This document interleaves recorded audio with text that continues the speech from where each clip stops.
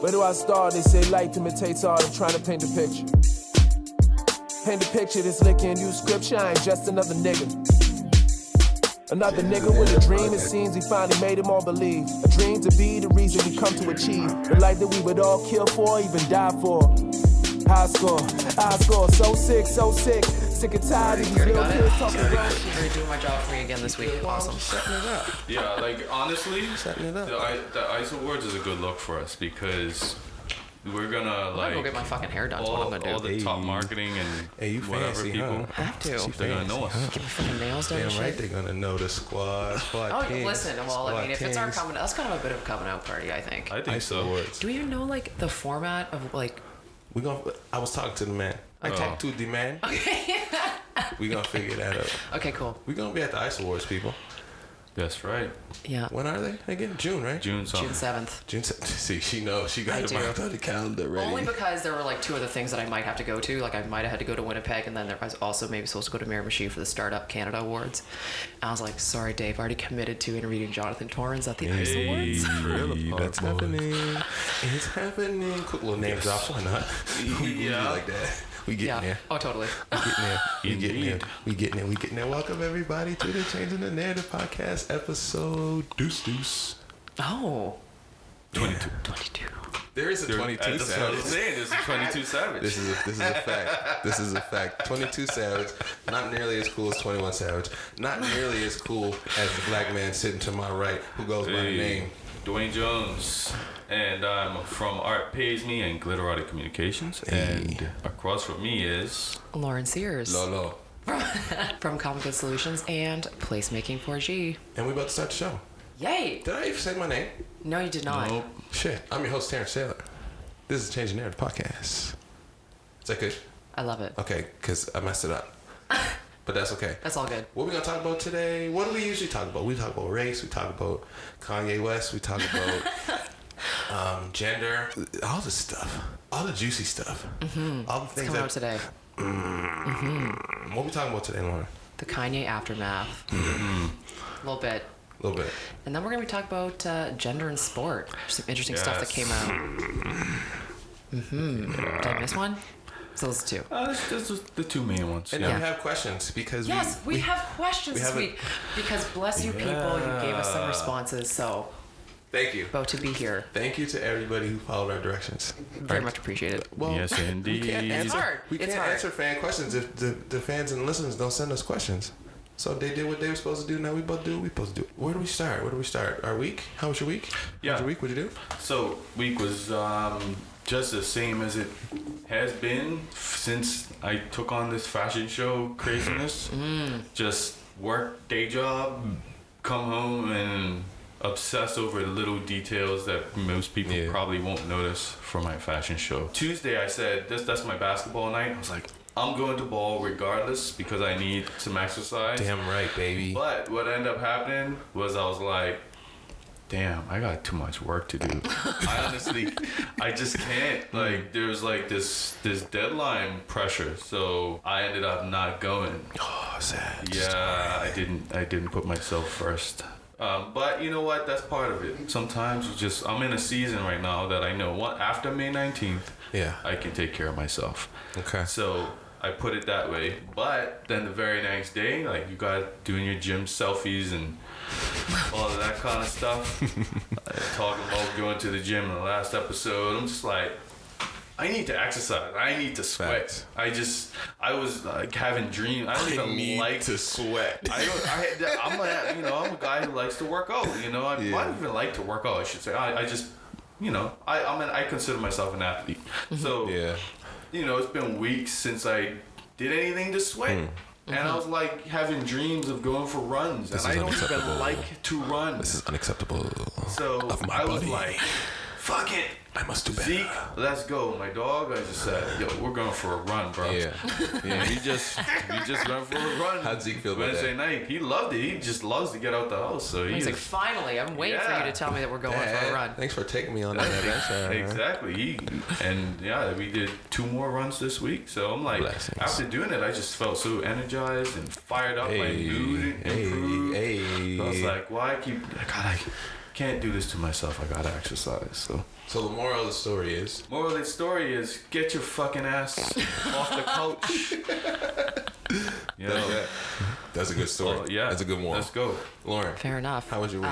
My week was crazy. Okay. It was crazy. I was in Toronto. I flew into Toronto late on Sunday, and then I was there until Thursday. Landed at like 1:30 a.m. here in Halifax, and I was there for ecosystem partner meetings. And so all of the capacity builders, funders, other intermediaries that are like trying to support social enterprise and social entrepreneurs were there in Ontario. The Ontario government has announced like $13 million to allocate towards the building out of this ecosystem. So there was a discussion about that contract on Monday afternoon, and that was like 4.5 hours. Went shockingly well. Okay. Actually actionable. I've heard that. 4.5 hours. Yeah, it's a lot. How does your brain feel during that? Yeah. Okay. That's You tune in and out. You tune in and out. To be quite honest, like, you know, there are obviously things you pay attention to that are more applicable to you and your business and how you're going to play within this context. And then there are other parts where people just kind of just go off on their own tangents, like a little bit self-serving. You're just kind of like, okay, yeah, I get it. But Tuesday and Wednesday were sort of like a launch event at the Center for Social Innovation, which is a really cool co-working space in Toronto. There's a couple of them. So for some of their members, which, you know, we were hoping at CGS eventually we're going to have like a little baby version of that co-working CGS space. is going to have a baby. Yeah, we're gonna have like this little hub baby where people can come and like have hot desks or have offices and work within our space and have like a bit of a social innovation space in Halifax, which is gonna be kind of. You figure out rates for that?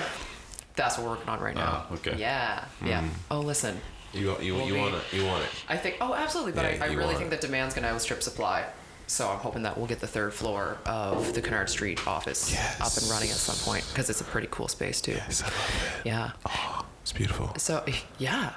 Love it, eh? Yeah. Need a little bit of soundproofing. That's gonna be the thing because if you have like 30 people in there, it's gonna be like pretty Boom, loud. boom. But yeah. Oh, And then good. and then I came back to Nova Scotia. Yeah, you on did. Thursday. Yeah, you did. There's a social enterprise joint implementation committee.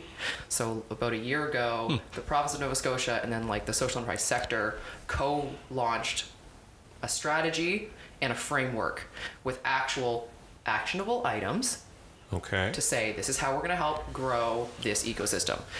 And I actually got 2 pieces of paper during that meeting that had either a red, green, or yellow color beside the action item. It was like, obviously green is done, yellow is in progress, and red is we haven't gotten there yet. And I'm like, holy So, crap, wait a the second. government's measuring if we actually do these things. That's awesome. Oh. So, my brain just said, you said joint, grow, and green. And government. That's a different thing. That's a different thing.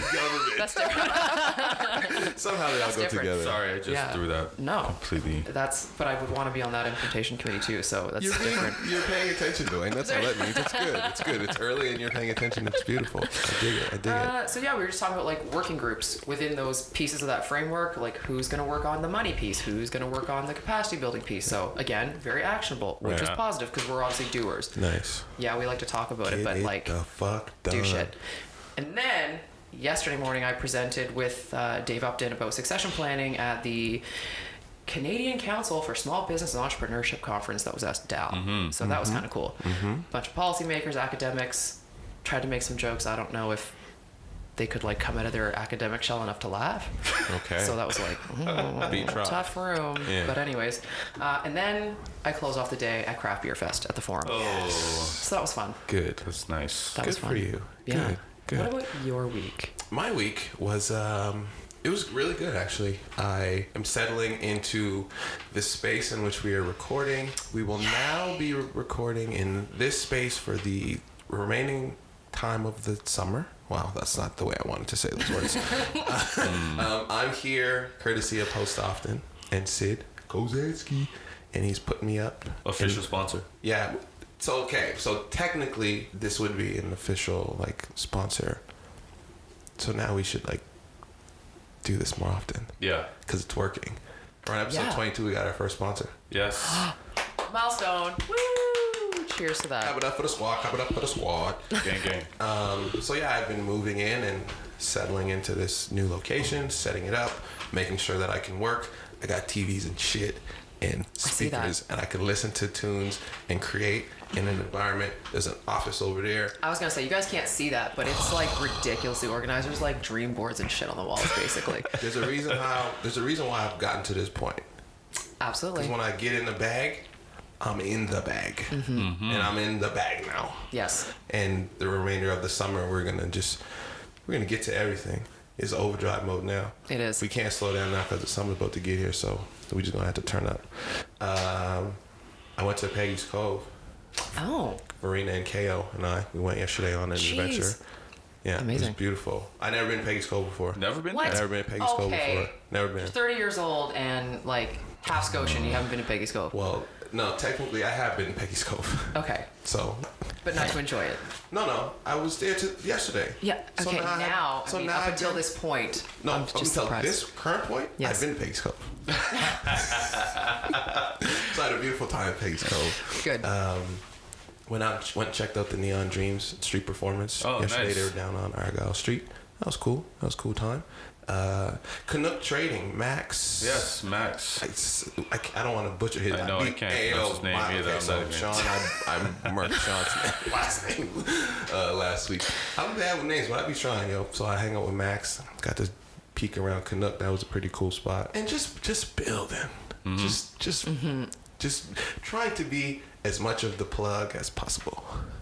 What else happened? What else happened this week? That's it. I think that's it. I mean, I did other stuff, but it's not important. Okay. How do you? I'm thankful for all the people that. Oh, that's what I did this week. I set up our YouTube channel. Oh yeah. Oh yeah, gee, how do you forget that? We're up to what did 7? 7 We subscribers. had 7 subscribers in the first day. We I on. think that's a lot. Listen. Yeah, Listen. You got to start somewhere. I've had a YouTube account for about 10 years. I don't know, a long ass time. I don't think I have one subscriber.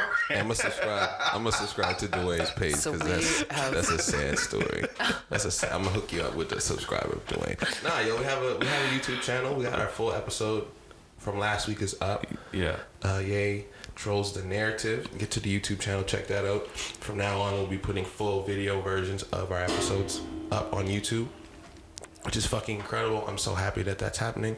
Yeah. We're in the process of getting approved to be on Spotify. Oh. So we'll be excellent. there. I think we're also on Google Play now. Okay. Yeah, I think so. I think we're everywhere now. Damn it, Okay. we're growing and it's working. And Awesome. I've become really excited to take on the responsibility of producing this podcast at its highest level. I like learning the stuff that I'm learning. Good. It's great, and then I'm gonna tell you guys a quick little secret. My whole concept is to produce some shows and then either get hired to be the smart person that produces other people's shows or be the talent on, say, CBC, because CBC would love some energy like this. CBC needs it because it's only old folks watching TV like that. So if you want to bring some young energy into your old place of content consumption, we from the city and we doing it. So I'm trying to leverage my talent skills to get one of these cushy executive positions so I can let that money stack up on the side. Yeah. And we can keep building what we building over here. Hey. That's a motherfucking fact. That's the plan. I support that. That's the plan. I love this too because I don't be scared to tell people my plan. You could know what I'm about to, I'll tell you what's coming next. You know why? I don't even care. Of course, whatever. Well, no, who cares? No, Make it because happen. we're doing this entrepreneurship stuff. We realize how hard it is, and you can tell people what you're gonna do. They ain't gonna be able to do it. Oh, listen, and this is why I think, did I say this on like the very first episode that I was on, where I was like, listen, quit hiding your ideas. Oh, I can't tell you, it's a Seriously, secret. Someone will steal my idea. It's $1 billion idea. Like, That shit okay, is do you know not- how long it takes and how, quite frankly, how fucking hard it is to Exactly. make anything take off? Yeah. Are you Ideas kidding are me? a dime a Like dozen. 90% of businesses fail, Yeah. straight up. Yeah. So Yeah. It's share true. your ideas with the world because you'll collect people that it have the out same there. energy. Put it out there. Manifest Put people. it out there. Manifest. It took me out a there. year and a half to get 100 Day Field Trip off the ground, and people laughed and told me I was a fucking nutcase. And now I'm living in Halifax for free for the whole entire summer, courtesy Yeah, of exactly. the exchange of video content for travel resources. That's what the fuck. That's what the fuck we doing. So you know, on my plans, I don't care because we're gonna document them all, and history will be able to prove that what we said we was gonna do, we motherfucking did it. 100%. I'm loving this season right now. It's like everyone's getting proven wrong. Right. It's a fact. Because we working, bro. Like we're working. You can't. The work is the work. You can't downplay the work. We out here. Oh. Yes. Thank you for saying that, because that's exactly what there are there are no corners to be cut in this kind of stuff. No shortcuts. There are really great connections that can help speed some stuff up, but there's no cutting corners. Like, you don't get to not do the work. Yeah. Period. No. So enjoy the work, Yeah. because the work is fun. If it's not fun, then what the fuck is you doing? Quite simply. Simply fact. Yeah. Does anybody have a story about something that happened within their industry this week that they don't want to share, that either made them excited or frustrated or happy, or I was they learned excited. something? I have a story. So I had a meeting in Toronto. My best girlfriend Sarah, for like my entire life. She's always, every connection she gives me is like money. Okay, so Sarah connects me with this woman named Shelly. Shelly is the president of a company called Ramp, and Ramp does strategic branding and marketing for corporations. And we met for lunch. We had a 2.5-hour lunch, and then she paid for it. And I was like, oh man, I can't wait to come to Halifax so I can, like, the maritime hospitality in me is like, I don't like people pay for my stuff. Like, I need to be the hostess. But we had a great conversation, and so I was asking about Shelly's history and kind of how she got into the business of strategic marketing. And she used to work for a very large automotive firm doing their marketing for 10, 15 years. And all of the partners that came along to start Ramp with her all sort of had a similar backstory. And quite frankly, she's like, I saw the ridiculous budgets, I saw the ridiculous waste. I imagine. And I was like, there's got to be something more than this. So she's now, taking all the skill that she's learned in those larger corporations as her colleagues, and they're using it to create strategic marketing plans for like a cause or for businesses that are trying to create good. So they're a B Corp, as are we. So we kind of connected on that. They're a what? A B Corp. What's that mean? So B Corp is a third-party certification put forward by, I think it's B Lab down in the States. And essentially, in my mind, you pay for this certification. You have to go through like this rigorous application. It's like 200 something questions. And essentially you're committing your company to transparency, treating your employees well, and not dicking around with the environment. So to me, and CGS is a B Corp, and we're the first one in Atlantic Canada. So to me, it's sort of like one step away from corporate fat cat, and committing yourself to saying, you put a stick in the ground to say, we're here not to be arseholes. Yeah. So it's a pretty neat, it's an interesting certification, and it's sort of like, it's a growing movement, in North America and overseas, but it's interesting because they have a huge marketing budget too. Yeah. So I think that's kind of why it's been gaining popularity and recognition. So it's an interesting certification, but as we all know, I come from the world of social enterprise where you put your money where your mouth is. And a B Corp certification doesn't mean you have to do that. So I think it's important, but it's like, one notch towards the center of where we're thinking hybrids. Yeah, so it's pretty cool. So great meeting with Shelly. Nice to know that people that are, a bit older than us, that have been in their careers for a long time, are starting to see we've got to do stuff differently too. And starting initiatives to help support businesses doing it differently. So that was my excited story. I like it. You got one? Yeah, just generally, this didn't happen this week, but I wanted to just shout out Virgil a little bit, Virgil Abloh, another kind of Kanye connection, because basically I feel like streetwear is starting to get I would say legitimized, because fuck legitimizing. Like, I feel like we just make our own shit and do what we do. But it's interesting that, like, I think I consider what I do on some level similar to what Virgil does, and he's now head of Louis Vuitton's men's, I believe, and that's crazy. Like, that's a crazy look. I just think that we're in an interesting time where that these things are starting to happen, and I'm curious what that means. Is it going to just be a big bubble that pops, or is it a change in a real legitimate change in the way we view fashion in general? So what exactly happened?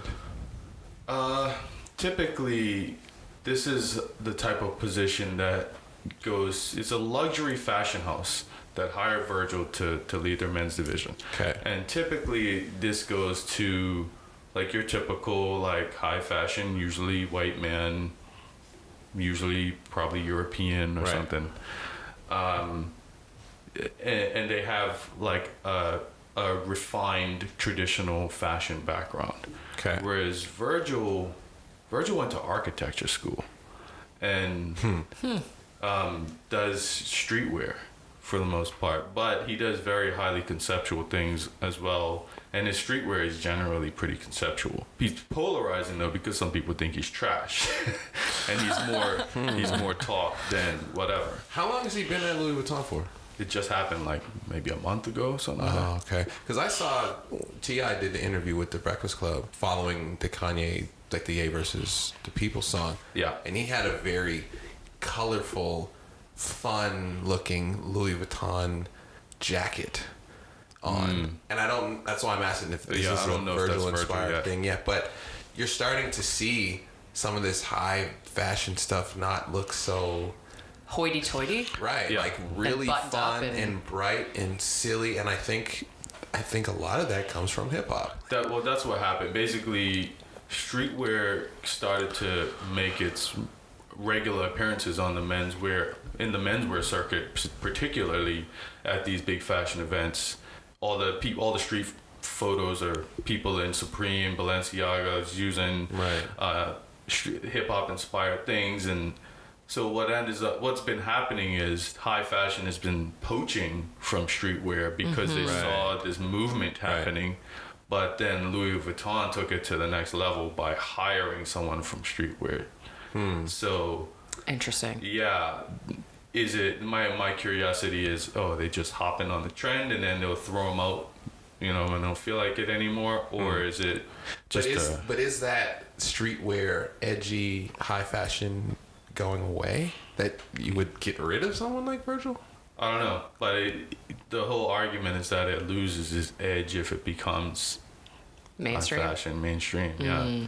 And it in a lot of ways it has lost its edge because of, a lot of douchebags with a lot of money can just dress themselves in this stuff. It's no longer like exclusive. It's only exclusive price wise. So, yeah, I know. I find it interesting, but there are there are people who are mad because they feel like you should be a fashion person to lead a fashion house. Yeah. But the reality what does that even mean? Is that when you're a creative director, they're not sewing the collection. They're producing the ideas and the direction, and that's exactly what Virgil does. He's a conceptual person who has a team of amazing craftspeople who can execute his vision. So to me, I don't see anything wrong with a Virgil being at the head. I find that very exciting that someone like that can get recognized in that way. So awesome. Dope. You know what I've been doing a lot of, and I do this a lot, and sometimes I have trouble figuring out what the balance of consuming content should be. As a content creator, as a content producer, I have to learn some of this stuff, and I have to watch other people's stuff, of course, to figure out what's new or what looks terrible to make sure to never do, and how much content do I need to watch, how much is too much, what is the right content, when do I need to stop watching and consuming content and start creating. The goal is to make this podcast as great as possible, and if you don't learn how to do it, then you can't do it. With so many things that are happening, it's like spreading yourself so thin. Right. Especially when learning is imperative right now. Like, yeah, there's doing, and yeah, there's like going out and making sales, but like, I need to learn stuff. Yeah. So the balance of education and like sitting down and, okay, I'm going to watch these YouTube videos to learn how to do this thing, or I'm going to watch the Kanye and Charlamagne interview, which we're going to get to, and how I've never seen an interview that they ended the interview walking through the woods with this incredibly beautiful cinematic Calabasas backdrop. It was fucking incredible. Yeah. Like, the production of that interview was like nothing I've ever seen. So I'm like, oh my God, like, yeah, the interview's great, but how do we increase the production value of this podcast? Right. Well, and hence why we decided to go on YouTube. So we could test those. Absolutely. And create those types of, that experience, basically. Right. Fancy. Yeah. So it's a lot of, you know, I could and I sometimes should sit and watch interviews for hours. It's important. Because I have to, as a host and as someone who wants to find ways to monetize this thing that I like doing, which is talking to people. Yeah. So, all right, how do the greats do it? You know, watching Dave Letterman's got a series on Netflix now where Yes, you sit down with Jay-Z and Obama. Man, and that beard's looking foolish, though. Oh, no, it looks great. It looks great. Come on. You're not very good. Not severe. It's different. It's like his version of letting his hair down, I think, after being buttoned up on his own show for so many So years. you just grew the bottom face hair. That's what I mean. But I just can't believe how long it is, you know? It's grizzly. Wow. It's grizzly. But learning from the greats, like watching a Charlamagne or watching, you know, radio Howard Stern, and like how do these people do this thing and they do it so well? So it's interesting, just, you know, the learning process. At the end of the day, you're just sometimes you're just kind of sitting around chilling, watching shit. You're like, fuck, I feel like I should be doing something, but you are doing something. I think there's always a line of, I think you'll know when it's, okay, I've learned enough from this example, and now I can try and go apply that or work it into what I'm trying to achieve with CTN. Right. You know what the overkill line is when you're just like end up becoming part of the coach, you know? Yeah. Yeah, you know the difference. But sometimes it's not as cut and dry as you think. Maybe that's because maybe I watch too much stuff. Maybe that's my But problem. I think you probably also enjoy it too, though. Well, right? That's the thing. You enjoy it. Yeah. But I would forgive yourself for that because why? It's important. I think it's important to do that, to be honest. Like, I find myself, and maybe it's like we're probably all cut from the same cloth of A-types in a way. Of like, What? I've never been told I'm A-type. Are you kidding? Never. You know what? I never really thought of myself as an A-type, but I'm a different kind of A-type. I'm more A-type for myself when it comes to myself. When I'm with other people, my standards for other people, I don't have very high expectations. I'm just like, Is that just from lived experience? yeah, I'm just like, people are gonna disappoint me, so I don't have expectations. That? Wow, I'm opposite. I'm with you, Dwayne. Wow. Yeah, I'm with you. Yeah. You get excited and then you get let down, and then eventually you're like, well, I'm not getting excited for this no more. Interesting. Yeah. So maybe I would say I'm a little different that way. No, and I find women. I'm genderizing, which is not right. I don't like when And we're people going to do get that. to gender later. But in my personal experience, the women that I have around me generally have high expectations of people and things that we deal with, and then sometimes it causes me to butt heads with people because. Well, just be honest. It's my wife. She has high expectations, and nothing wrong with that. She has high expectations of me and whip me into shape. That's what she's supposed to do. But you know, she's constantly disappointed, and I'm just like, oh well, I just didn't really. I expected it, so it's not that big of a deal to me when things don't really work out. I just. My expectations not there. I digress. So what I was saying was basically it's important to have time for just rest. You know what I mean? Yeah. Like that fuels creativity too. And if your rest can be learning at the same time, Then great. Right. Because I'm like, when I'm sitting around, I feel like, I'm not being productive now. I should be doing something. I should have a book. I should be reading. I hate it. I hate not having, not learning something, not having something being done and worked on. Yeah. But it's so important to do that, which is the basketball thing.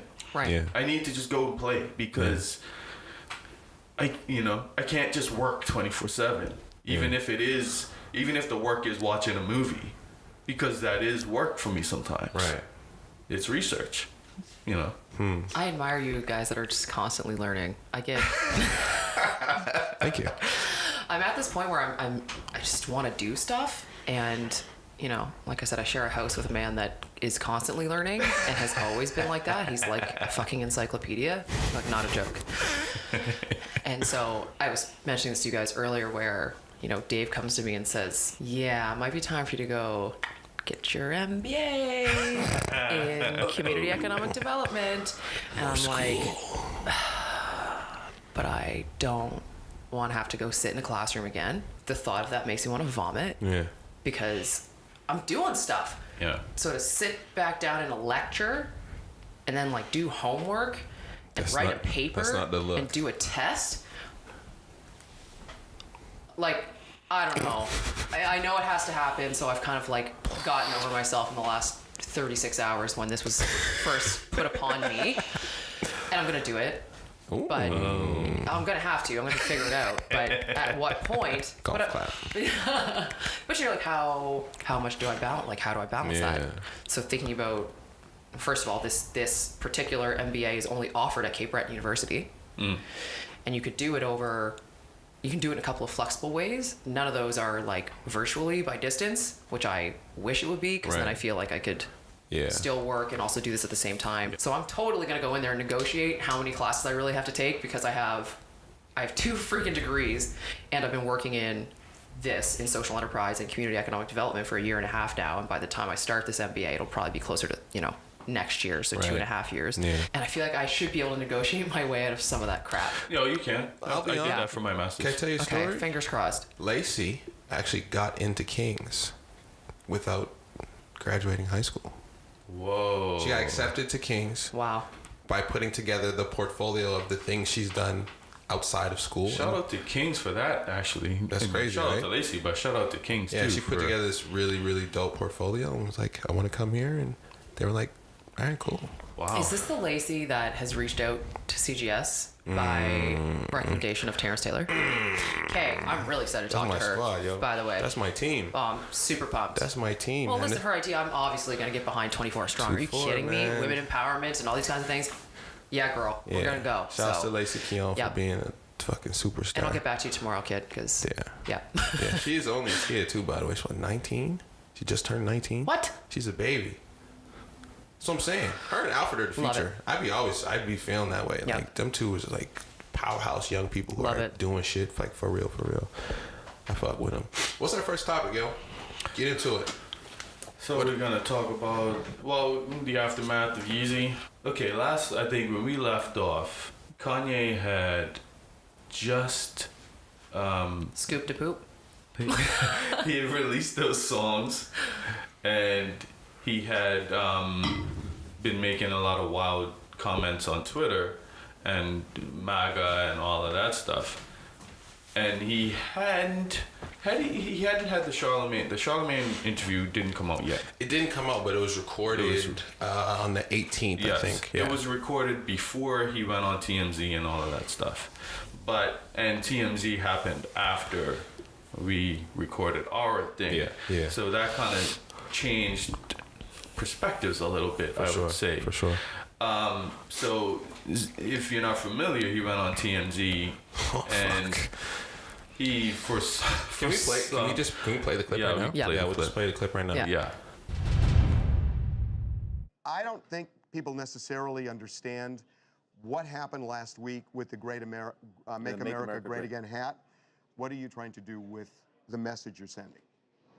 Well, it was really just my subconscious. It was a feeling I had, like people were taught how to think, we're taught how to feel. We don't know how to think for ourselves. We don't know how to feel for ourselves. People say feel free, but they don't really want us to feel free. And I felt a freedom in, first of all, just doing something that everybody tells you not to do. I just love Trump. That's my boy. It's like so many rappers. You'll look at a video of Snoop Dogg loving Trump, but then he get in the office and now they don't love him. Like, Trump is one of rap's favorite people, right? But we talk about this, that before he was elected president, people in hip-hop, it was an in thing to put Donald Trump in your rhyme somewhere. And by the way, I am in hip-hop, but I'm not just in hip-hop. I'm a black person in the black community, but I'm not just that. I feel like one thing is people try to minimize me to artists, hip-hop, black community, yeah, I'm always gonna represent that, but I also represent the world. When you hear about slavery for 400 years, that sounds like a choice. Like, you was there for 400 years and it's all of y'all?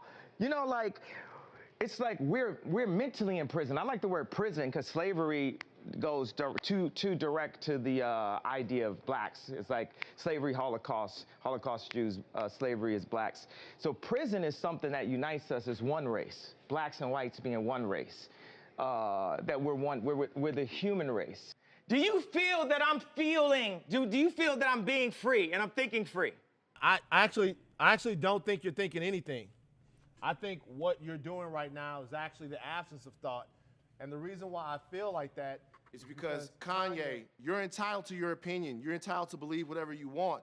But there is fact and real world, real life consequence behind everything that you just said. And while you are making music and being an artist and living the life that you've earned by being a genius, the rest of us in society have to deal with these threats to our lives. We have to deal with the marginalization that has come from the 400 years of slavery that you said for our people was a choice. Frankly, I'm disappointed, I'm appalled, and brother, I am unbelievably hurt by the fact that you have morphed into something, to me, that's not real. That motherfucker is crazy. Bro, can I give you a hug though? He got liposuction? That's what I heard. But what part of that was problematic? Depends on if you saw the whole thing. So it was edited in a way to make him look a little worse, I think. I think I saw the edited one. That's one. Probably. That's one side of it. But also, and as somebody who edits content, that shit is very easy to do. Right. Yeah. Very easy to make people look like nutcases and omit certain things. But that's the thing that happens on reality TV shows. We had this conversation too, where you go on a show and then you do what you do, and then you come back out and you see the show and you're like, these motherfuckers made me look like a nutcase. Yeah. And it happens. It does happen. And so it happens. It's real. So basically, I mean, he did get on there and say some wild shit. Even because Van, shout out to Van. Yeah. Van compassionately put him in his place. Yeah. And it was beautiful to see, like, someone who's like, man, I love your music. Right. But like what you're saying is dangerous, and you know, it was a beautiful exchange where people could disagree without, you know, and listen. Like, Kanye really listened to what he had to say. It seemed like he listened to it. But basically, Kanye was saying slavery was a choice, but his which is crazy. It's crazy. Out of context, it's crazy. Out of context, yes. He clarified to say that he meant mental slavery, and it's something that we have kind of like talked about a bit too. It's like break those chains. Like, you can break those chains. There's a certain amount of mental slavery that we are in, but for reasons that are valid. That's another part that you kind of left out. Like, okay, yes, so there is mental slavery and we can break the chains, but there are valid reasons why people are mentally enslaved and can't break those chains. And he should know, as someone who's obviously dealing with mental stuff, that when it's in your head, there's nobody that can tell you that there's no chains on you. Oh, yeah, there's a chain. I see a chain. Like, there's nobody that can get in your head and tell you there's no chains. Right. So whether it's mental slavery or physical slavery, you know, it doesn't matter. It's valid. And what I found interesting though is the internet just ran with the word slave and all the memes and everything else that came out. And even after he deserved it. Right. But then even after he clarified it, people didn't seem to care about the context. What does Charlamagne always say? Nobody cares about the truth when the lie is more entertaining. Mm-hmm.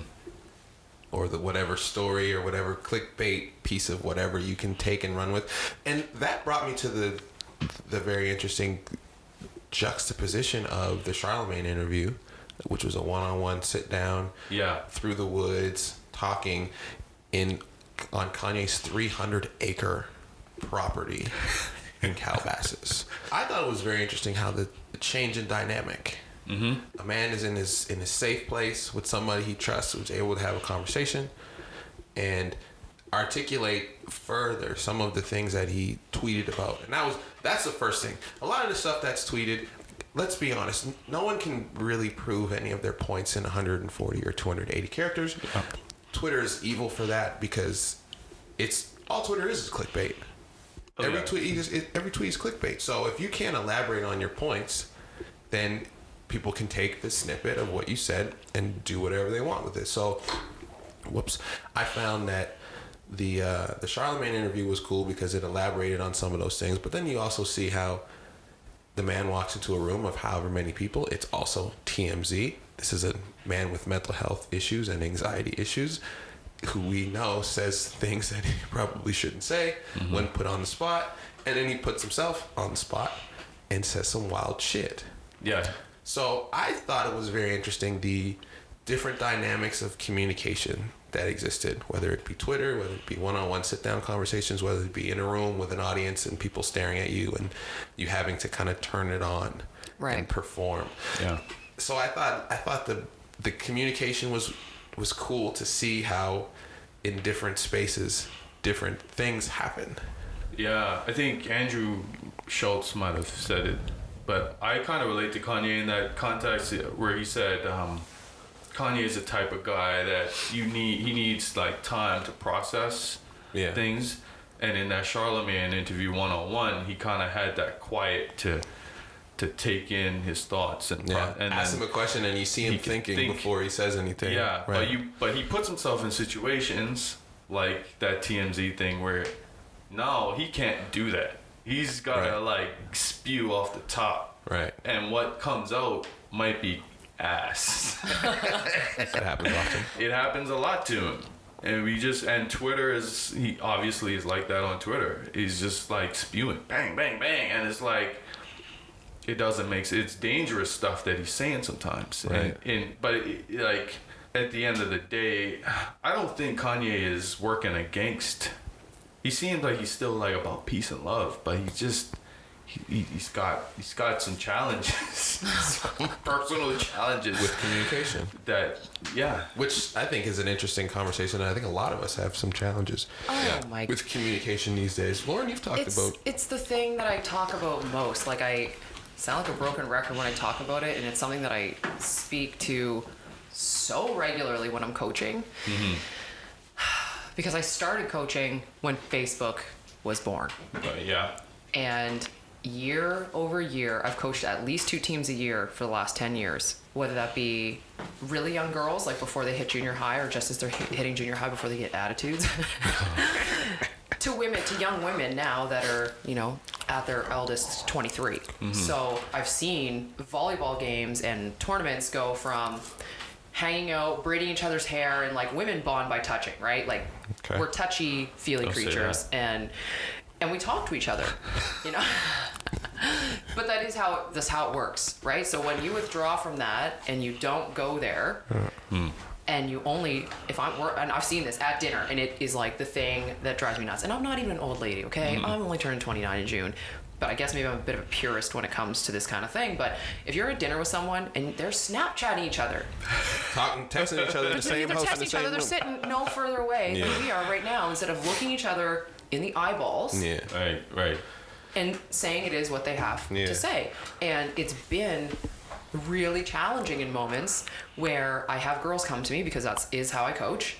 If you have issues, it doesn't matter if it's volleyball related or not. Like, I'm here to support you.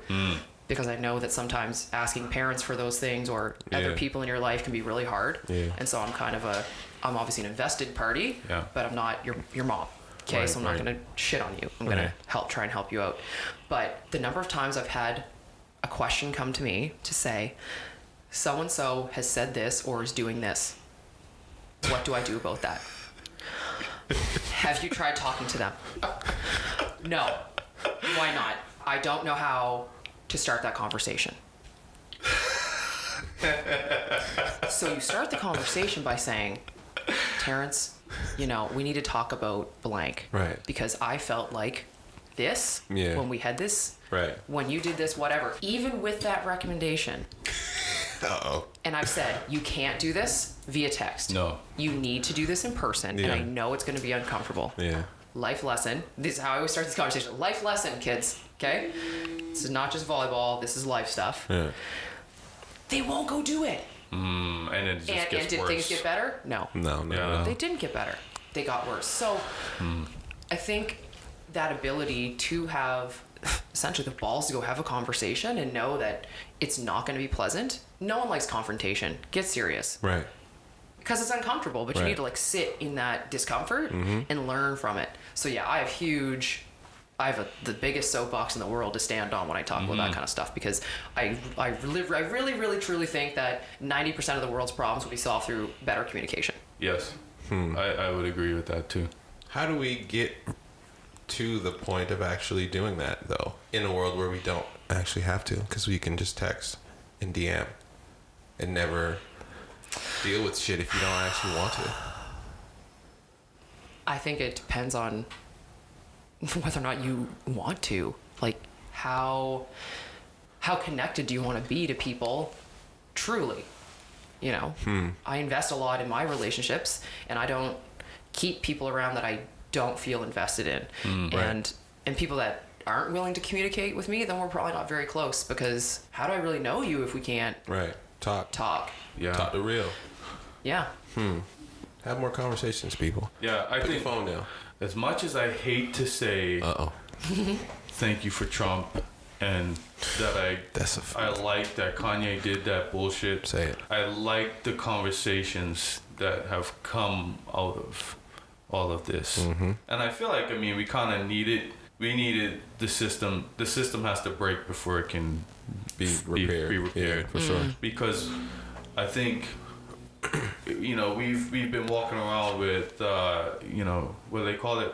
Glasses, fog glasses, or rose-colored glasses. Rose-colored There you go. glasses, yeah. Okay. Rose-colored glasses for a long time in North America, where we felt like, this is another thing. I got to talk about this offline. Give us a teaser. Quick teaser. Well, folks talking about they don't see racism is over, it's not as bad, that kind of thing. Sure. There's equality, women don't have it so bad. We're starting to really see that shit is still fucked up. Yeah. And we needed that. We kind of needed to just have the ugliness revealed. Hit the So bottom. Obama being elected, you know, pulled a lot of people out, and then it created this movement of even more shit, and then the backlash against Obama led to Trump. Right. And now people are just like showing letting the freak flag fly, and like, again, I like it because I know who to stay away from. Right. I know who I'm not giving my money to. Yeah.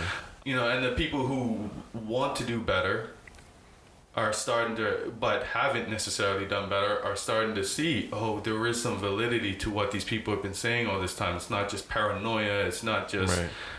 it's real. Like, so it's made some of those relationships stronger with allies. Right. People are just revealing who they are, and I like that. I like that about what's Let happening. your freak flag fly. That might be the title. It's a good one. If you can come up with it, something visually that's borderline inappropriate, then we might rock with that for the title this week. I love that shit. So we need to communicate more. We need to be more willing to communicate. Well, I think we'd just be happier. If people could understand each other's points of view a little better, we wouldn't be so damn judgy. And I do think we're in a generation where we aren't as judgmental about certain things, but there's just more work to go, I guess. You know, I think we're more accepting Are of lots we? of different types of lifestyles. But You would disagree? the judging thing, I think, is an interesting conversation. Oh yeah. Did I? Okay. Because we are accepting of it as long as it doesn't affect me, and usually that means that I mean, maybe I'm speaking out of line, but there's a lot of people who are like, yeah, that's cool. Like a lot of people who say I don't got no problem with homosexuality, just don't come over here and try to touch on me. Yeah. just don't act gay. I've heard people be like, Right. oh yeah, I don't have a problem with gay people. It's just when they act gay. What does that even mean? So you're accepting Right. and still kind of But judging. you're still judging, yeah. Right. You know, the stereotypical, like, how a homosexual man might speak or act or mannerisms and stuff like that. I've heard people say, like, just don't come around me acting that way. I don't care if you're gay, just don't act like that around me. Yeah, bullshit, right?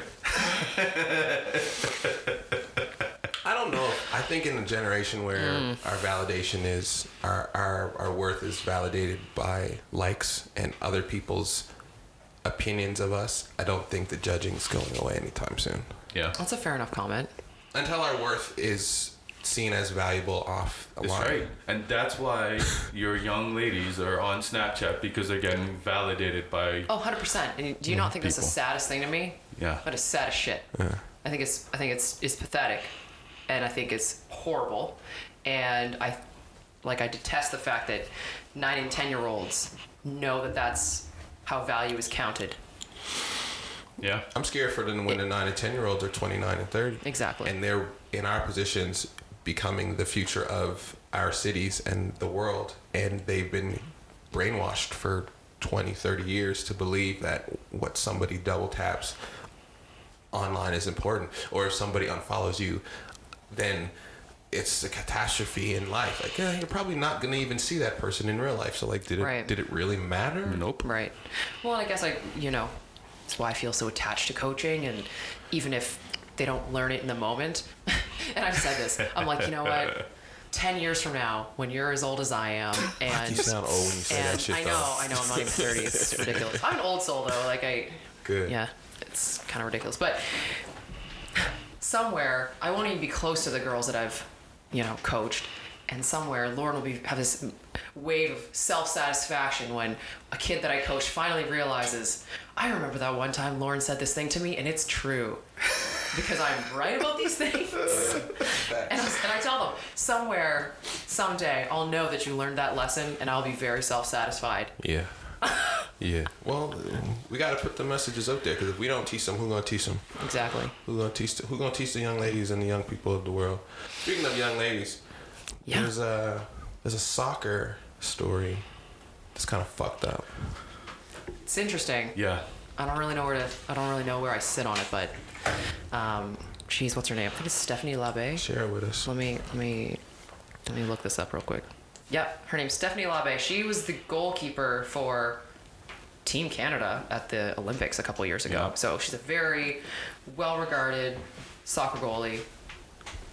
She's amazing. Now, the article that I read is that for the last little while, she's been training her ass off, hoping that she'll have a shot to play in the Premier Men's League here in Canada. Yeah. It's the only professional soccer league in Canada. There is no women's equivalent. There are overseas, but she'd like to play at home. Right. I get that. Yeah. And so she's been training, hoping that she might be able to play for the team in Calgary. Now, the team has told her she's good enough to play. Like, skill-wise, she could be a goalie on their team. But because she's got a vajay, she can't play. That's part of the rules. It's a men's league. Because she's female, she can't play. Yeah.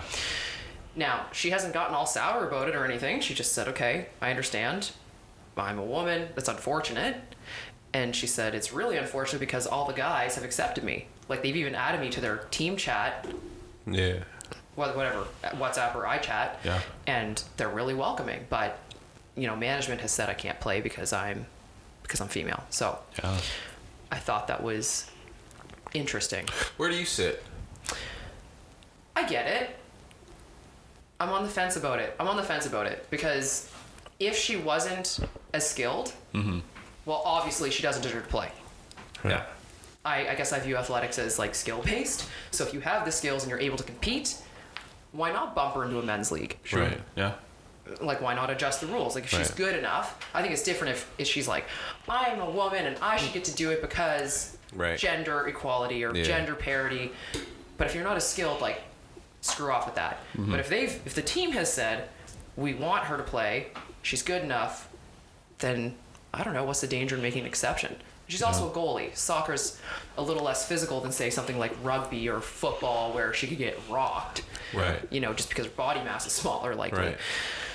So I guess in soccer, But if they make the rule that Right. female goalies can play, then they would have to make the rule that all females could play. And then the point of Exactly.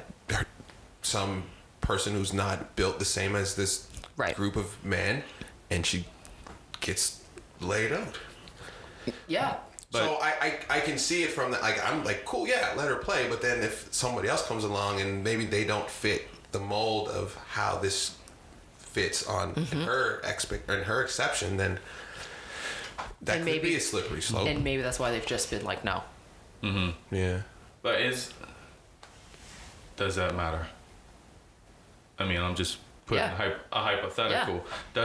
Does it matter that there are some physical differences between men and women, and a man could technically be physically stronger and accidentally take out a woman, maybe even intentionally physically on a play? Does that matter to us? Well, And that you're telling me that the male ego is not going to feel some type of way about this woman? Here we go. There are definitely some dudes who will be like, I'm dropping her ass and I don't give a fuck. Right. But I just wonder, does that matter? Have we come to a point in society where we say, hey, fair, all's fair? Same with like when we talk about women on the battlefield. I don't have a problem with women being on the front line. I don't see why not, especially when we're shooting guns anyway.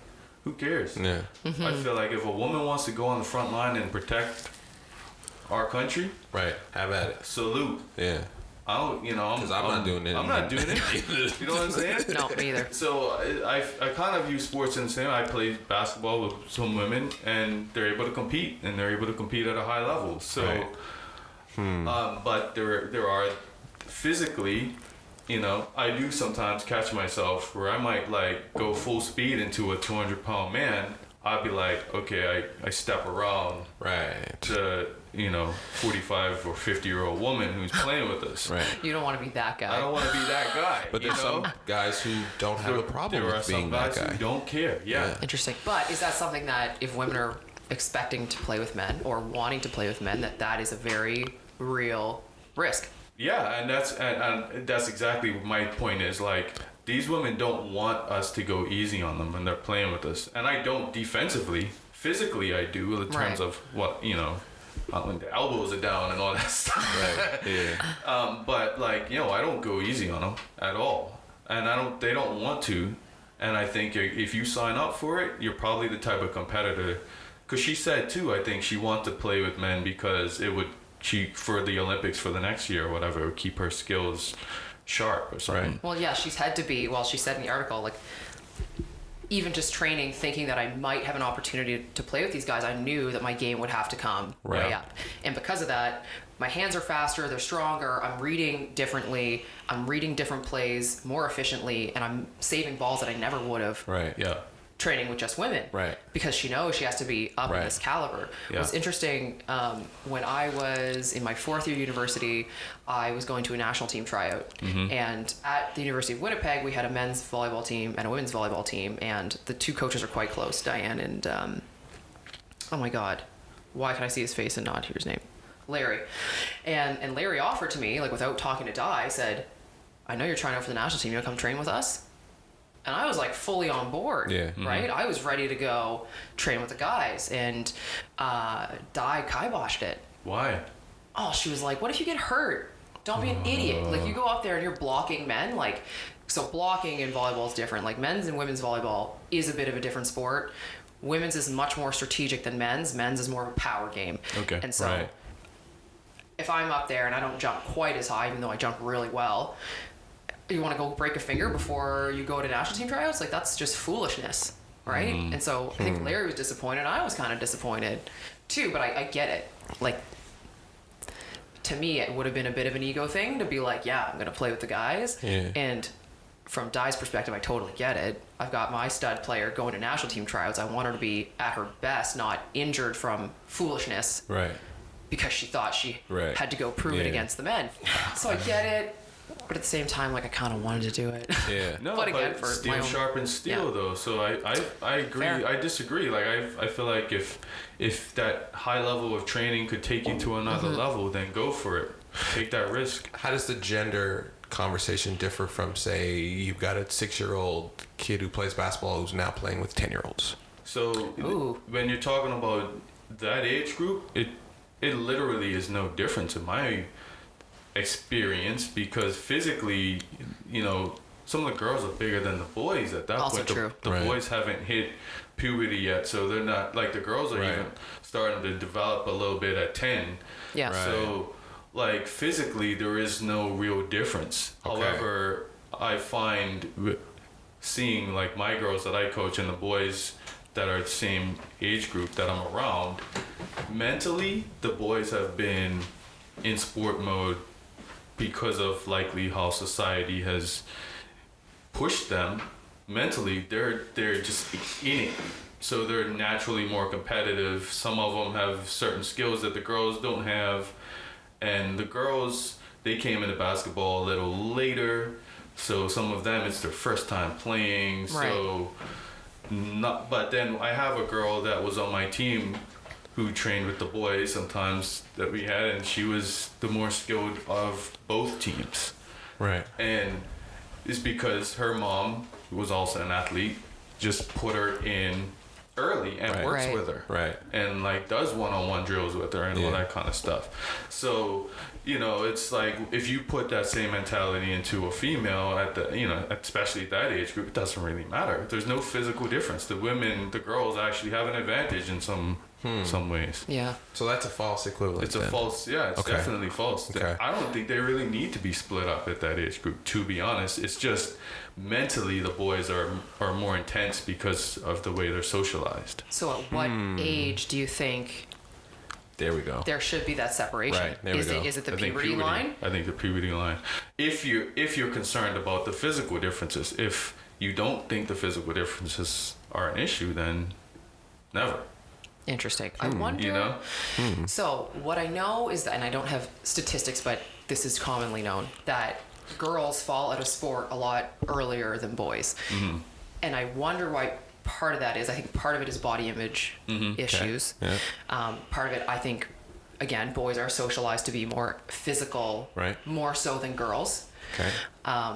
They're outside playing sports versus playing with dolls or, you know, something equivalent. Right. Jobs. Yeah. There's more professional men's sporting positions women than cannot women's. get paid while playing professional sports. It's bullshit. Right. It's bullshit.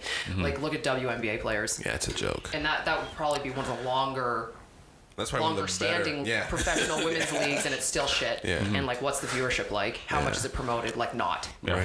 Right. But For one reason or can another. you make money in a sport that doesn't? Can you pay athletes in a sport that doesn't generate large amounts of income? Because that's Totally fair. That's the other argument. The NBA is entertaining and incredibly entertaining. These guys are dunking on each other, jumping across, Right. crossing each other's break.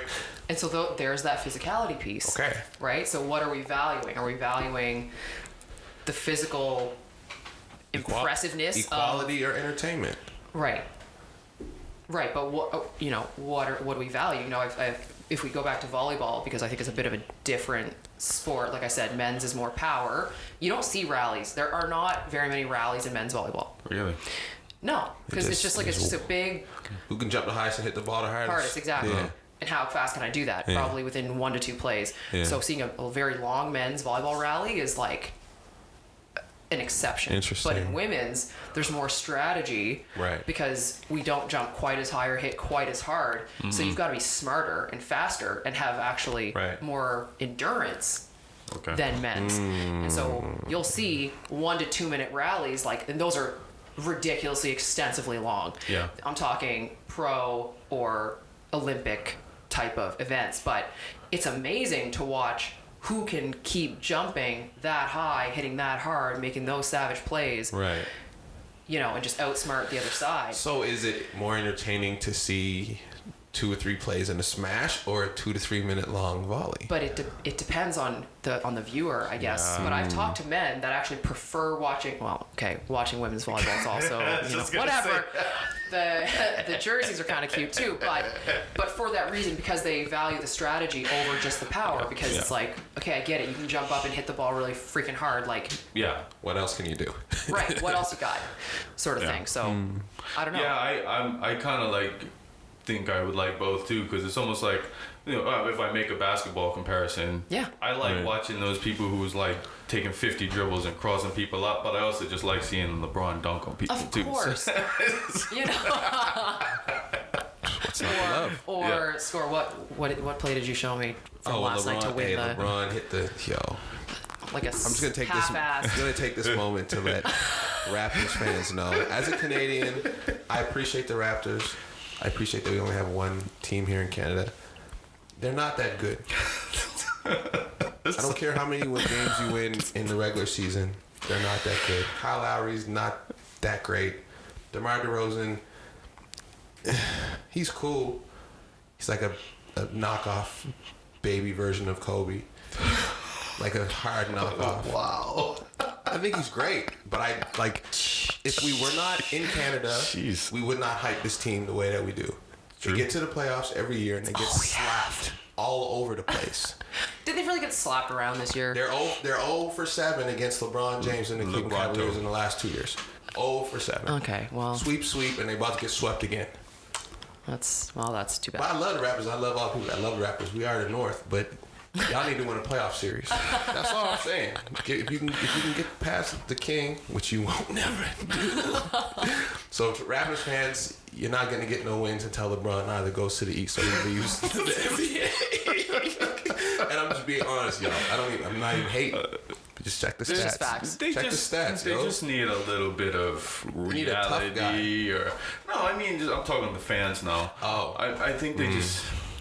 Guys just got to be honest with yourselves. Don't you know that some fans actually believe that their rituals influence the outcome of games? Oh, yes. You will never convince diehard fans that their presence, their physical presence, not on the court, on the TV, just jersey. in general, and like doing dances and like wearing a certain jersey does not directly influence the outcome of the fucking game. Oh, man. And I want to believe in Toronto. Of course we do. But they haven't given me one reason. And now they're telling Give me Drake just one good one. No, Drake's getting told to go away. Listen, he got caught up for talking to people. Listen, if they didn't, but here, it's genius marketing. They just rebranded the Raptors. They brought Drake in, and he sits on the sidelines. He's got his seats. It's brilliant. He love acts a fool. People love it. Drake has a Drake night. Now they have black and gold jerseys, OVO inspired. WetheNorth. He branded That's this. They branded this team as Canada's beautiful team, except they don't get no wins in the playoffs. Have they done better in the last few years than they have historically? In the regular season, Okay, so that's nobody why, cares about the regular season. But that's why we have hope, right? Is that this will eventually, the babies on the bench. That's what Obama did. Will perform. Obama gave people hope. Dashed hopes. Yeah. Severely dashed. That's it. Yeah, that's what happens. They get excited. Like, they're doing really great this season. The playoffs. And then LeBron's like, DeMar DeRozan asked him to play the fourth quarter last night. Had 8 points.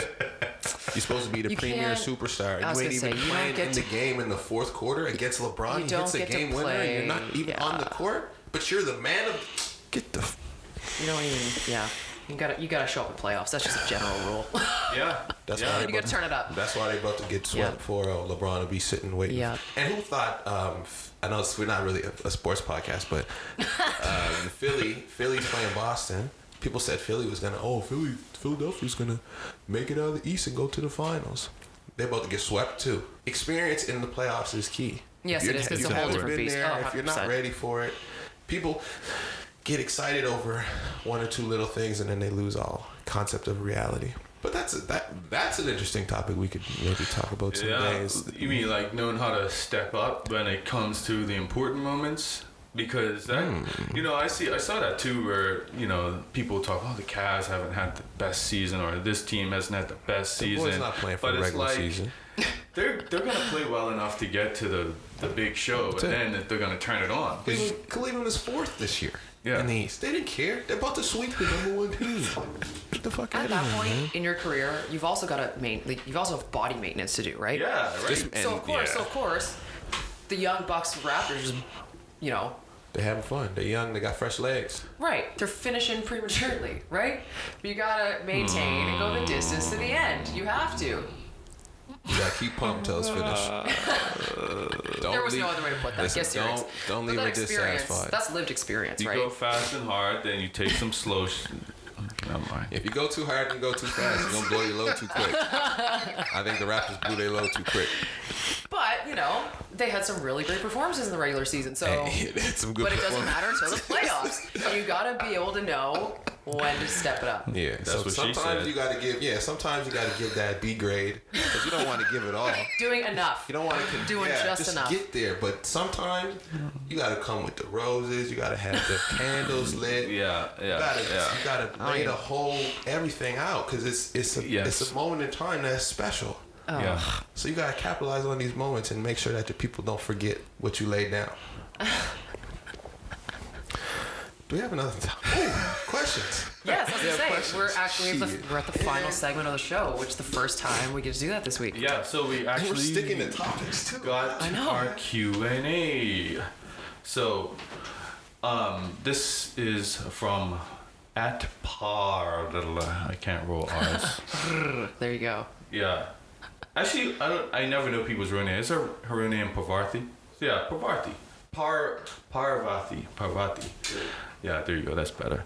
Her question was, okay, do you find the Halifax creative community to be cliquey? And specifically, she asked if, like, since we created our own things, Right. has that gotten it better? If it is cliquey. Well, I guess let's start with the first part. Do you find it cliquey? And I guess for you, you're not necessarily I should say I'm creative not in the, I'm community. curious to learn because I'm not really in your guys' version of the creative entrepreneurship world or creative space. But I think it overlays into the business community too. Would you say that the business community is cliquey? Depends on. So I wouldn't necessarily say cliquey. I would say if you're in a certain circle, you're in the circle. I think that relates maybe more so to the old narrative of, the boys club. The boys club, yeah. Right? So there's a bit of that, but I don't know.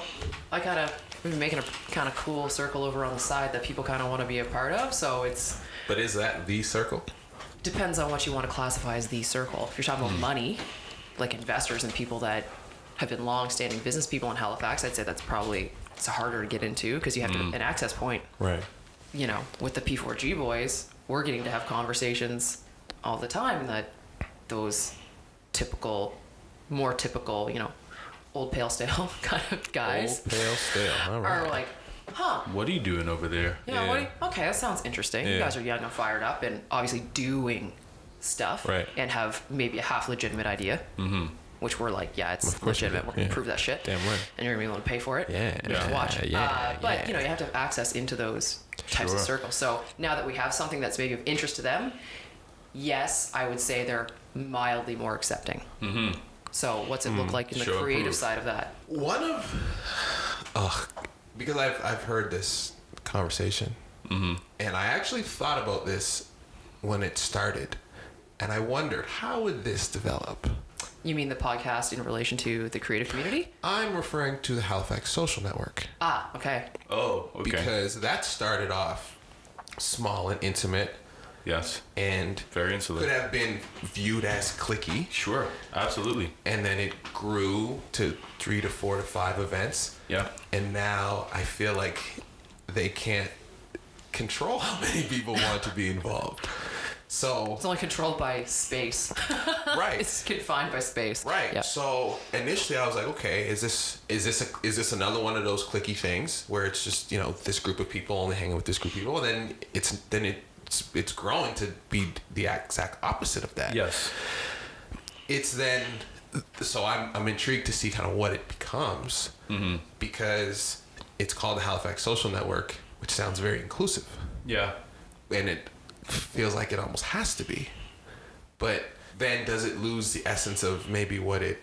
And this is just You're me throwing it out there. speculating, Yeah. right? Yeah. But I thought that was interesting because, you know, we're all, you know, I come back to the city and I'm trying to build. And so I need to kind of throw a lot of nets out there to see what I can catch. So in that sense, I'm kind of going against the clickiness where I'm like, hey, I want to try to meet and figure out who everybody is.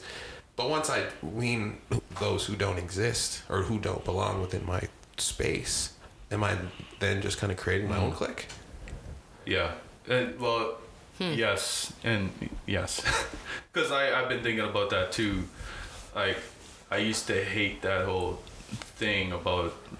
And yeah, so to answer the question, I think it is kind of cliquey, but I think in a way that's by necessity. So Halifax Social Network, or do you mean the creative community okay, in general? Okay. And when the Halifax Social Network started, I was like, I'm finally a member of one of those cliques. Right. And I felt like, yes. you know, yes. I felt validated. Yep.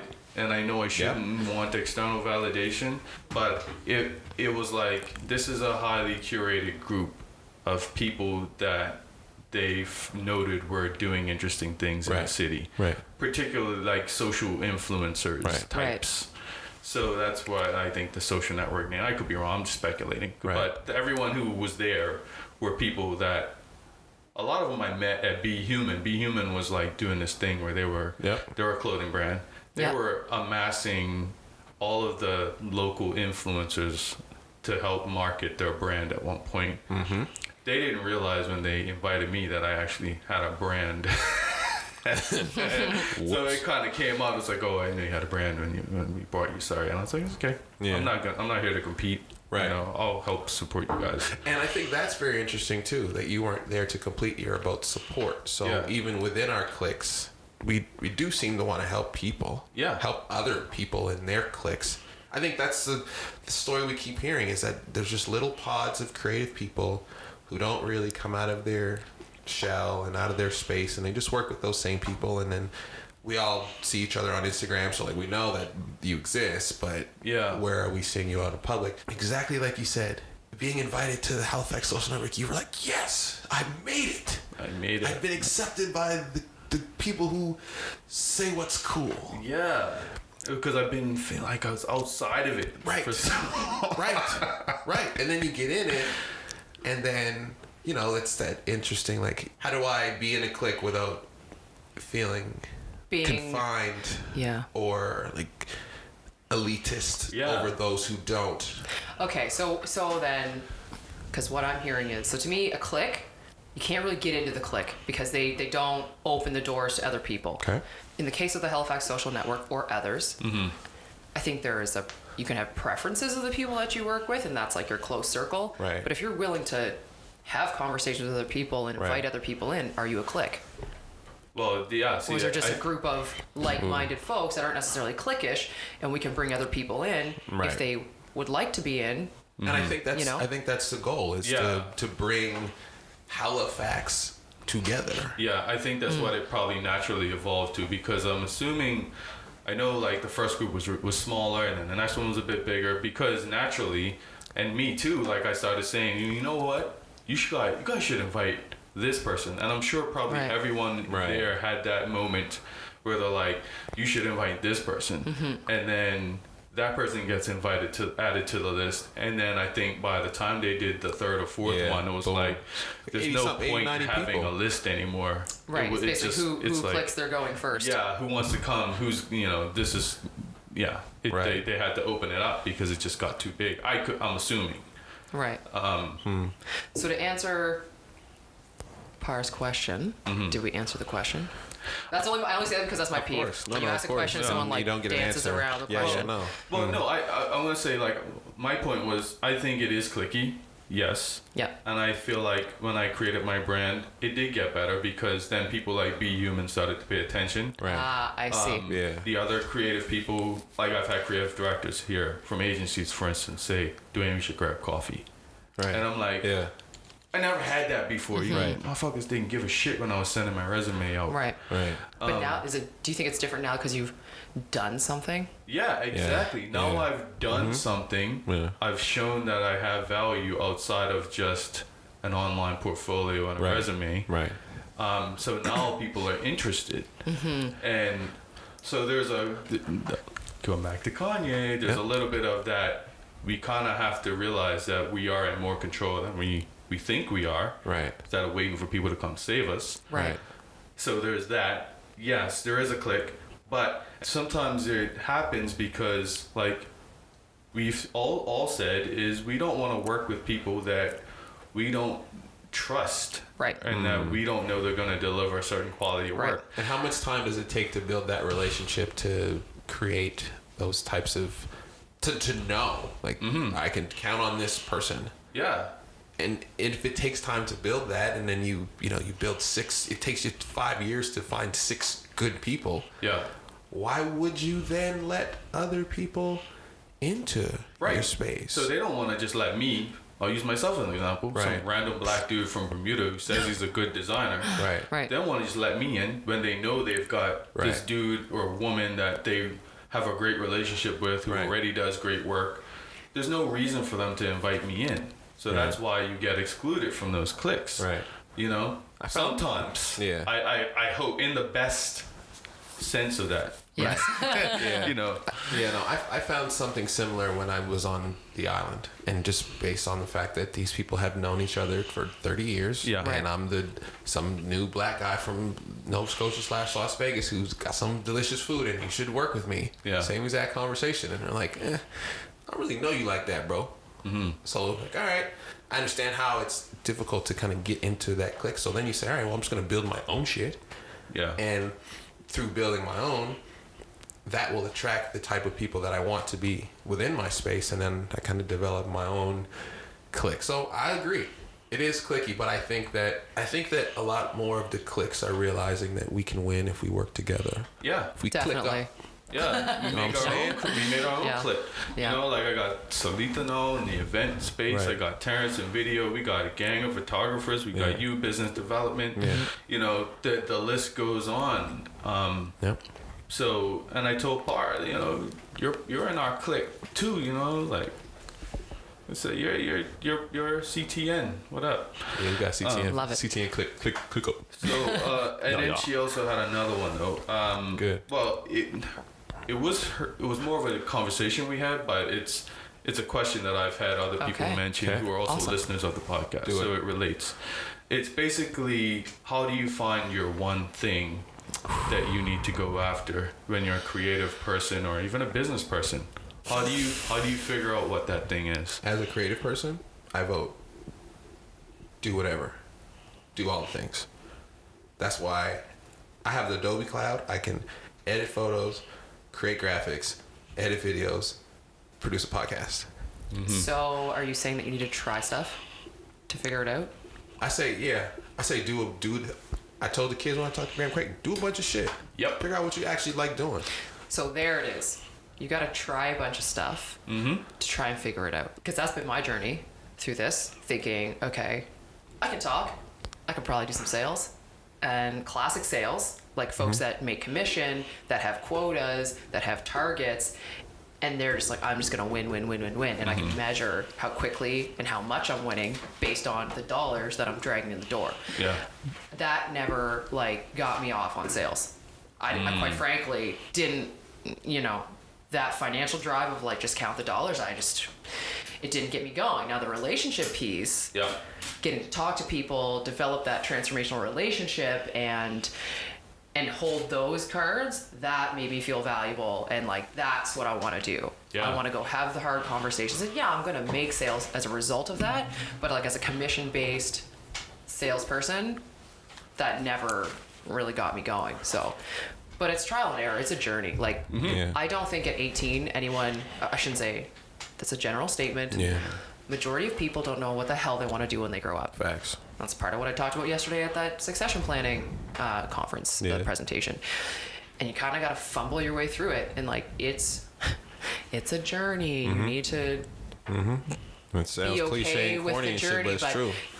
As we get older and we're coming into our late 20s, early 30s, it really is that. You can't just say, for those that do know what their life mission is from the beginning and what their purpose is, and they know they're going to do that one thing, You are so lucky. You were super lucky. You are so lucky. Facts. And I do think that stepping into Common Good Solutions at 26 or 7 and realizing that social enterprise and business development is the thing. Yeah. Because I get to change systems and solve complex social issues through those types of tools. Yeah, but it took a lot of pain to get to this point. It really did. Yeah. No You asked doubt. my sister and my future hubby about that. One of those. Yeah. I agree, because when I started TNT, That's right. I was like, excuse me, I was frustrated with what was happening. I had coached, I had worked in group homes, I had done education, I'd done a bunch of things. I knew it was helping people, I knew it was being creative. The food was my creative outlet. Mm-hmm. It was me making videos, but making plates of food. Right. And then I realized that if I want to continue to just creatively make things, the food industry is not for me, because I need to make the same thing every single week, and I don't want to make the same thing. How did you say to me at the CGS office, you were like, I can't cut more red peppers. I cannot cut I was chopping more green red peppers for 15 hours a day, and I was like, bro, this is not the look. Like, this is, hey, I'm going to be an entrepreneur so I can chop vegetables. What the fuck? That's not it. Yeah. But I had this idea. I could probably do this. Let me just try it. And then not having the finances to market it, so then you have to teach yourself how to market it. Yeah. And so you learn how to write blogs, you learn how to, and that'll date back to going to university and having to write papers. So you're like, oh, okay, transferable skills, I'll just slide those over here. But not being able to afford radio ads and newspaper ads, you're like, fuck, I gotta make videos. Okay, cool. Well, let's just learn it. And then you learn it. You're like, shit, I like doing this. This is fun. Yeah. And you're like, all right, cool. Let's make this the thing. And through this is what I mentioned earlier. Like, I like storytelling. So whether I'm talking or I'm creating video content, it's all one and the same to me. And if I could learn how to maneuver around this microphone and host conversations, well, now I could put me on CBC. Yeah. I could be a TV host. I could create the show and set it all up and produce the shit and build a team to do it. Yeah. Oh, 100%. It's like, oh, I did all these things. Now I know all these people that 5 years from now I've developed and validated myself. Some of these people are coming back to me saying, can you work with us now that you're not this guy with an idea? Right.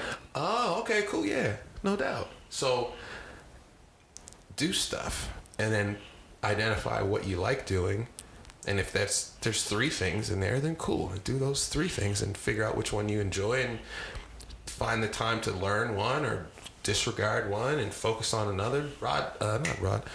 Ross Simmons. He said, I was like, man, I feel like I should write blogs because I feel like people read blogs. He's like, man, do you like writing? I'm like, no. He said, double down on your strengths. Right. Thank you. What do you do really well? Do that more. Yes. Right. I'm like, completely agree. all right, there you go. We on to that Completely agree. one. It's one of the things that when I'm coaching, I say that all the time. I'm like, yes, we all need to work on our weaknesses, but playing to your strengths is a shit that's going to get you like where you want to go. Yeah. Hire the people that do what you don't do very well. Totally. But why am I going to sit over here trying to get really good at like digital marketing? It obviously isn't my jam. And it's going to take you so much longer to learn and retain the information and find them people who love that shit and then let them do what they love doing, and then we all win together. Yeah. And that's it. Like, that ties into the click thing, like, because basically a lot of us have been burned by people who are going through that stage of trying to figure out what it is that their thing is. Right. And then they end up being flaky or just not delivering like they said that they would deliver. Right. So that makes people gun shy about letting you into their circle. So just like keep in mind that when you're trying to find your thing, don't be too precious about it. Go out and just try a whole bunch of things until you find something. I like doing this thing. Yeah. Even if you realize it's only for a month.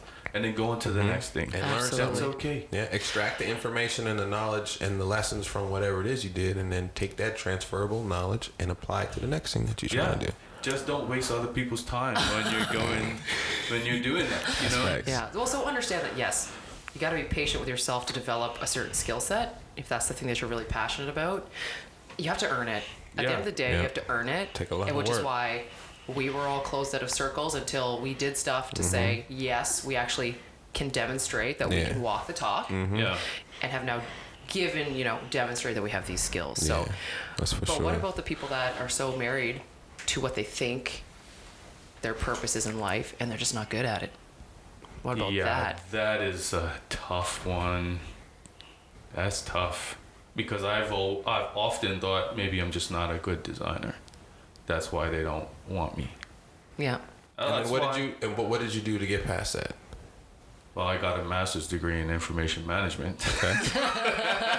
Okay, so there's And your then start. Education. It's the whole thing of what I didn't do well when I was in school was I didn't read enough design magazines and enough books and things like Okay. that. I read what they made me, but I wasn't really aware of what the good designers in the industry were doing. I was just more aware of what people in school were doing. Right. And it wasn't till I started to do that, then I started to compare what I was doing with what was being celebrated in the Right. magazines and things Yeah. like that. Then I was like, okay, so I'm not bad. I'm actually decent. So there's a little bit of like looking at what is being done and seeing how you compare.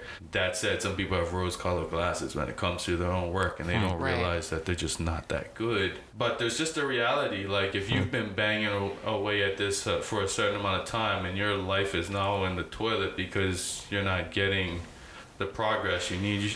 I'm a believer in having multiple plans. Like people say, don't have a backup plan. Even if your plan is to start a business, you can have multiple revenue streams for that business and consider Right. that a backup plan.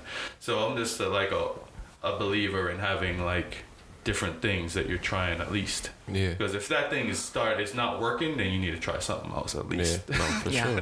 For sure. That's good wisdom. I like it. And that's the show. Wow. That's the show. And Another guess one what? in the books, eh? An hour and 33 minus like 2 minutes of editing. So we're right on target. Perfect. An hour and a half. Cool. That's what we're aiming. So that's what we're aiming for, people. Hour and a half. We got our topics. We got our questions. We got our. Oh, So I send like us some this. more questions. Yeah, I like this format though. It does Yeah, I feel like good. it. It does feel really good. Yeah. Yeah. Make sure you send us your questions for next week. Much love to PARRRRRRRR for sharing and asking questions and reposting shit on Instagram and showing Our love, girl. yo. Showing love, man. We appreciate all of that. Lauren's girl, actually. Appreciate all of that shit. I appreciate that. CTM Podcast on Instagram, Facebook, YouTube. She's gorgeous.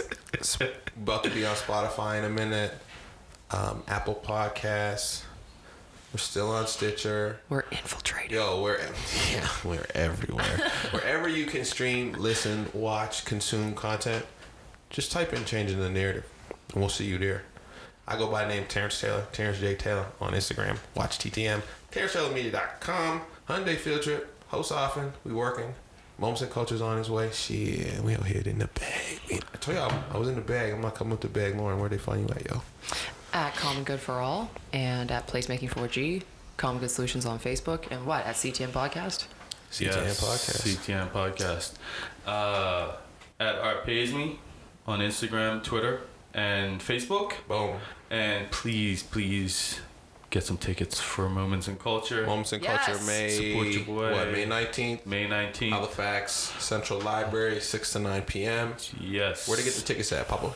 You can only get them from artpaysme.com, or if you go to the Snapped website. Are you familiar? If you're in Halifax, they SNAPD. yes, SNAPD. They take pictures at various events and have like a magazine that they put yeah. out. So they also have tickets being sold through their website. So Do it. those are the only places you can It's get going to them. be amazing. Get them. Yeah. You don't want to not be there. Get all your tickets. Get your tickets. Get your tickets. Do we have a song? We don't have a song today. Oh, we have to be very weary of our song selections now because what is it? Lift Yourself. Yeah. We put the last week's episode up with the Lift Yourself intro, and YouTube said "fuck out of here." That shit is coming off. So, Universal Music's Goons yeah, came after us. UMG wasn't feeling us. Maybe I'll put something in now. It's playing. It might be KO. Because I think Yeah. we have KO's permission to use music, so we'll just play some KO right now. Forget that winter in St. Louis. He was just he was up here for ECMAs. Yes, he was. Love, yo. This was another beautiful day. Another beautiful Sunday. We signing off this motherfucker. Yeah, I'm not gonna say goodbye to these I was gonna say, people. you want me to just say like, Goodbye. okay, bye, farewell. We're supposed to have practiced this. Yeah, but like, So how do we need how to many figure ways out do the I end say of bye? this? I don't know. So I could be like, all right, and that's the show, everyone. Thank you so much for listening. I'm Terrence. This is Dwayne. This is Lauren, and we want to say, I don't know what the fuck we're gonna do. We gotta come up with some like We need like a outro. tagline, eh? We need like Okay. a clean outro. So we need like a line. What should our outro be? Ooh. Enjoy the journey. Love your neighbors. Change whatever narratives that are going on in your life that you think are bullshit and are unacceptable. There it is. Yeah. That's why you're the host. Yeah. Deuce, motherfuckers. We see you next week. They telling you, yeah. I'm beginning to lose my taste in this world. I'm beginning to lose my faith in this world. I'm beginning to lose my place in this world. When you faced with the hatred of fakes in this world, some folks come into your life for a lifetime or a season. It's up to you to know the difference or the reason. The characters, man, look at what they do for a booking, but true characters, just what you do when nobody's looking. I ain't looking for no handout. Always stood for something, so I always been a standout. Always been a loner, so ain't looking for no fam now. Look me in my eyes when you come at me with lies, so you know just what this man bout. But no day off, I don't know what day on. Self-employed, I can never get laid off. Y'all say y'all about it, but y'all ain't really about it. Shit. Yeah, I've been getting high just to balance out my lows. Looking to the sky, just wondering where to go. But my nigga get higher. They tell him you a rider. My nigga get higher. They tell him you a rider. My nigga get higher. They tell him you a rider. My nigga get higher. They tell him you a rider. Yeah. I've been getting high just to balance out my lows. Looking to the sky, just wondering where to go. My nigga get higher. They tell him you a rider. Hey, my nigga get higher. You know you gotta keep on, keep on, keep on, keep on, keep on.